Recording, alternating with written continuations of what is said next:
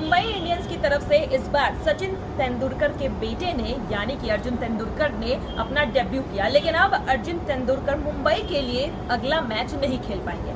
ऐसा इसलिए है क्योंकि उनके हाथों पर कुत्ते ने काट लिया है। जी हाँ, एक हाल ही के वीडियो में देखा गया कि अर्जुन तेंदुलकर से जब पूछा गया कि उनके हाथों में क्या हो गया है, तो उन्होंने बोला कि एक डॉग ने उनके हाथों पर काट ली। वही देखना यही होगा कि एमआई के लिए अब अगली बार मैदान में कब उतरेंगे अर्जुन तेंदुलकर। अगर ये खबर आपको अच्छी लगी हो तो लाइक शेयर कमेंट जरूर कीजिएगा और हमारे चैनल को फॉलो कीजिए।